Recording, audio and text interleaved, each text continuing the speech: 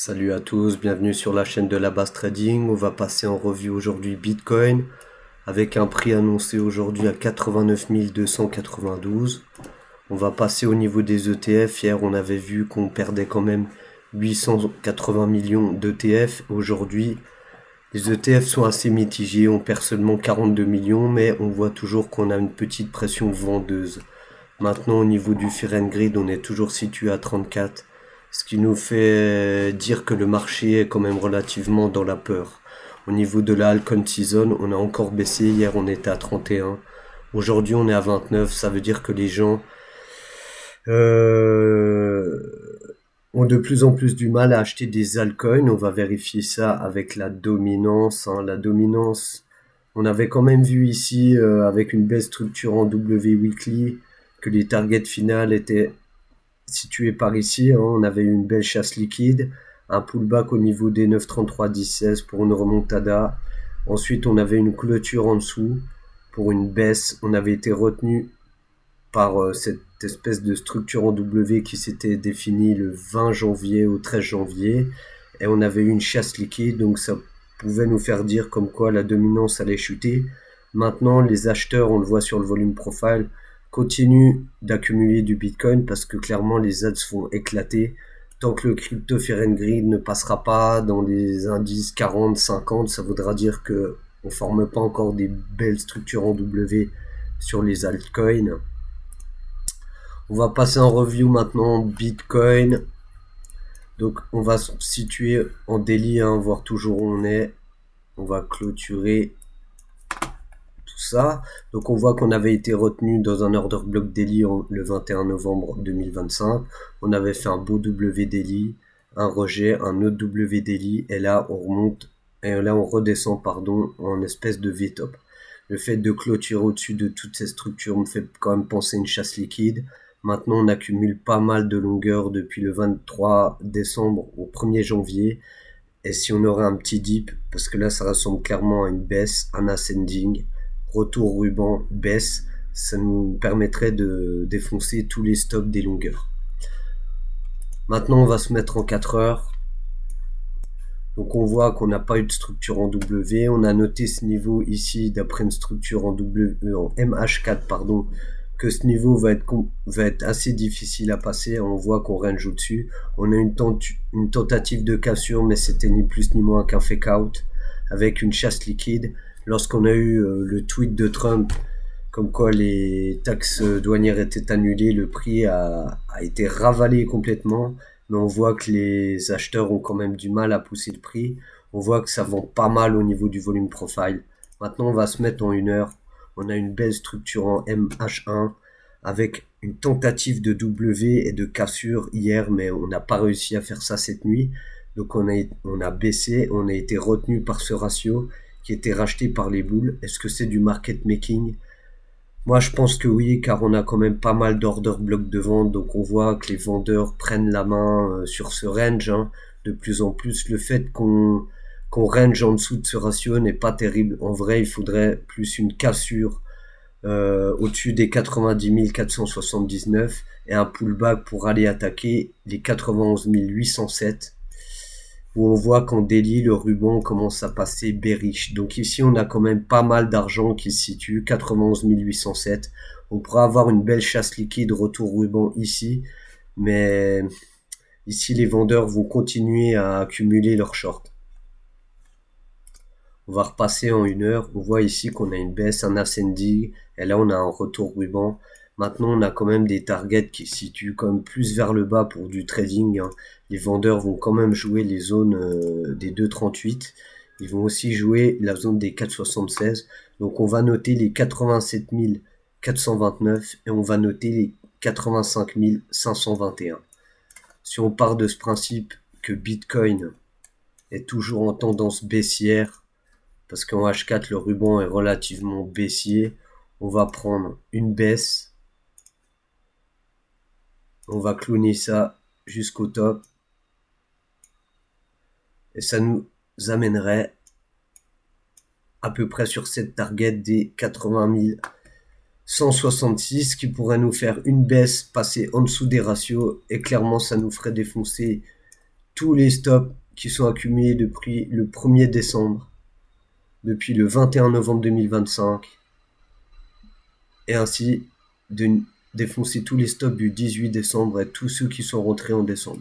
Donc si le prix vient actuellement au prix de 85 521, on va défoncer tous les stops des acheteurs sans toucher réellement à la tendance haussière. Par contre, si on commence à tout défoncer, là, les acheteurs vont avoir clairement la tête sous l'eau, car on voit que le volume profile, ça accumule quand même pas mal. On va passer maintenant au long short ratio. On voit qu'au niveau des longues, ça longue un petit peu. Par contre, les shorts rentrent pas mal en position. On a 11% de plus en long en weekly, en daily, pardon.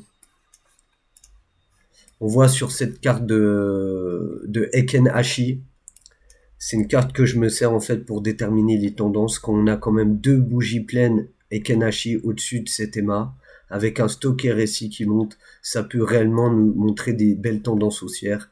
Comme exemple ici, on avait eu une bougie, deux bougies, le stock RSI qui redescend, il repasse boule, et ici on a de nouveau deux bougies. Donc là, ça va quand même nous montrer la tendance de fond haussière. Sur ce mois weekly, on a eu une belle bougie bien pleine ici, le 21 avril 2025, ici, le 28 avril 2025. Donc le signal est un peu tard, mais au moins la tendance est vraiment effective quand le stock RSI passe boule et qu'on a deux bougies pleines au-dessus de cet EMA. Donc là, c'est pas le cas pour le moment. Et si on se met en H4, on voit que le stock RSI est déjà plein. On est sous la EMA. Ça veut dire que si le stock RSI passe baissier, un peu comme ici, avec deux bougies pleines, bien rouges, sous cet EMA, actuellement comme là, on va pouvoir entamer une petite baisse. On voit qu'au niveau de l'Open Interest en H1, l'Open Interest à chaque fois qu'il monte, eh ben on vient punir les acheteurs et maintenant on se situe vraiment dans un range. On peut prendre comme exemple ici sur la remontada qu'on a eu du 12 janvier au 14 janvier, en 2 jours l'Open Interest est monté très très haut et pour le dégonfler on a quand même eu un sacré dip. Donc là il a dégonflé complètement, mais l'Open Interest a tout de suite remonté, ce qui a fait le prix qui descend. Les traders cherchent toujours à acheter le bottom et ça c'est pas terrible pour un bottom clairement. Au niveau de la liquidation, donc comparé à hier, on a encore plus de liquidations qui se sont accumulées en longue clairement et les shorts commencent à fermer leur position comparé à hier. Par contre, il y a quand même toujours des shorters, hein. Il faut pas croire qu'il n'y a pas de shorters, mais par contre au niveau des longues, ça longue quand même pas mal à levier. Hier la carte au niveau des effets de levier de liquidation, on avait plus de liquidation en short et là visiblement on a quand même plus de liquidation, 88 000, de ce qui correspondrait à la zone, je vais enlever ces flèches, voilà, de ce qui correspondrait à la zone des 88 000, des 87 429, donc ça serait le ratio de Fibonacci au niveau de la structure de ce MH4. Au niveau de ce MH1, ça correspondrait au 4,76 de ce MH1. Pour moi, clairement, je serais pas étonné que le prix descende. S'il me prend un contre-pied, parce que j'ai quand même un biais plutôt bearish, il faudrait vraiment une cassure de tout ça et un pullback. Là, un pullback, je pourrais changer mon biais et je viserais quand même les targets de 91 807 et éventuellement les 93 727, mais aller plus haut, je trouve que c'est difficile, vu le croisement bearish qui se situe maintenant au 91 807. Au niveau du max pen price de la map de liquidation, le prix des liquidations longues se sont vachement rapprochés. Hein. Donc c'est 90 000, c'est 90 000, c'est-à-dire que les shorters prennent plus de levier. Et au niveau des longueurs, par contre, ça s'est vachement accumulé. Au niveau des 88 000 jusqu'aux 87 381. Donc ce qui correspond à ce qu'on vient de voir juste à l'instant. 89 000 ici.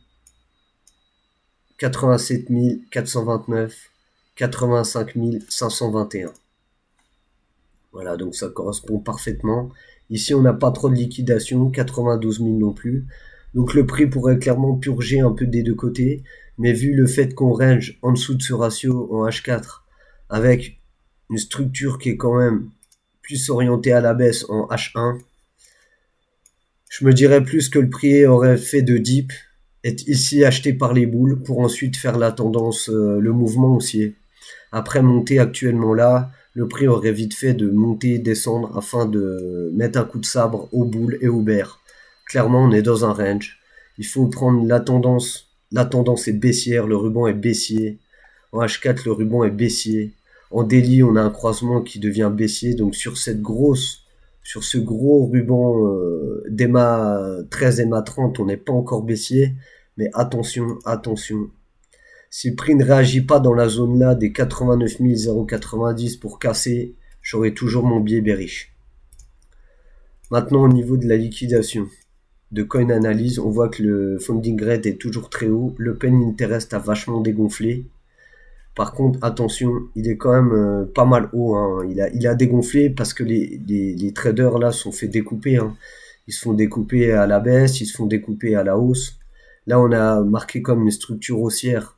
Donc les gens sont quand même rentrés au niveau de ce prix, hein. Clairement, ils sont rentrés sur les 88 991, ils se sont fait découper. Ensuite, les gens ne sont pas rentrés, hein. Ça fait que l'open interest a baissé, le prix a pu ranger. Clairement, là, ici, on avait, je vais vous montrer sur cette carte, en H1, c'est ici qu'on aurait dû opérer, hein. Une hausse, un bull flag, la hausse. Le fait de baisser, faire un ascending, baisser, faire un ascending avec 2 order blocks de vente, me fait toujours penser qu'on pourrait baisser.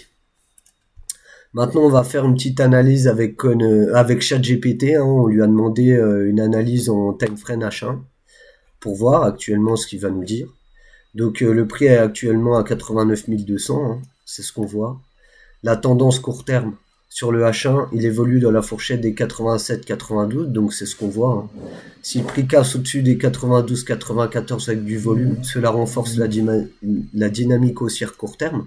Donc c'est ce qu'on a vu, hein. Si le prix casse cette zone avec du volume, c'est bon. Par contre, si c'est juste une chasse liquide pour aller rechercher les stops, on pourra se donner rendez-vous plus bas. Au niveau du RSI, ça monte des oscillations proches de la zone neutre, donc voilà, on est dans un range. Le support des 87 000 ne doit pas casser, elle est 85 500, ça correspond voilà, hein, à toute cette chasse qu'on aurait, hein. Ça correspond aussi à ce ratio, et ça correspond au fait qu'on aille défoncer tous les stops des longueurs qu'on a depuis le 24 décembre. Ensuite, le scénario potentiel haussier qu'il nous propose, c'est s'il casse les 92-94 avec volume, pullback qui reteste le niveau comme support, donc pullback sur ce support, hein, des 90 000. Là, ok, donc il pense un peu sur l'analyse qu'on vient de voir. Et le scénario baissier, c'est s'il casse les 87, il va accélérer sur les 85,5. Exactement là où on a vu la map de liquidation. Ce qui nous raconte ChatGPT, hein, l'accélération 85.5, ce serait la liquidation de tous les longs. Donc en vrai, un triangle qui se forme en H1, un breakout imminent, soit c'est au-dessus des 92, 94, soit 87, donc il va pas trop se mouiller, hein, clairement il nous donne un range. Donc voilà, j'espère que cette vidéo vous a plu. La prochaine fois, on pourra voir d'autres analyses, hein. Là, je vais pas trop forcer, hein, c'est quand même mes premières vidéos. Par contre, moi, je trade aussi l'or, l'argent. Faut savoir que l'or, il est proche des 5000 $, hein. Donc ça, c'est quand même beau. On avait défini cette zone, hein. Voilà, on avait quand même défini cette zone. On avait donné une target ici des 5000 $ de chiffre psychologique. Donc là, on est en train de travailler. Maintenant, dans la zone rouge, on pourra avoir une oscillation, hein, on pourra avoir un range clairement. Le silver qui nous fait une belle tendance haussière. Le SP500 qui est actuellement en range, le SP500, il cherche à trouver sa direction, mais il faut pas croire que ça va encore baisser, hein. Le SP500 peut encore nous donner. Par contre, là, c'est vrai qu'on est dans des zones assez chaudes. On pourrait retourner en dessous pour chercher la liquidité, mais la target du SP500 est toujours relativement élevée. Là, on entame une belle tendance haussière sur le Nasdaq pour monter. Le cuivre est actuellement en range, mais lui, il nous a fait une super performance, hein, pour du cuivre pour le mois d'août. En fait, faut pas trop focus non plus sur la crypto en ce moment, parce que tant que Bitcoin ne trouve pas sa direction claire qui pour moi est bearish. Les alts se font clairement éclater. On voit ici que Solana a encore des order blocks à venir chercher. Donc voilà, écoutez, on verra ça plus tard. En tout cas, si vous avez aimé la vidéo, n'hésitez pas à liker, commenter. Commenter un altcoin aussi. Hein, on va développer cette chaîne. N'hésitez pas à rejoindre le Discord. Et portez-vous bien. Bang bang.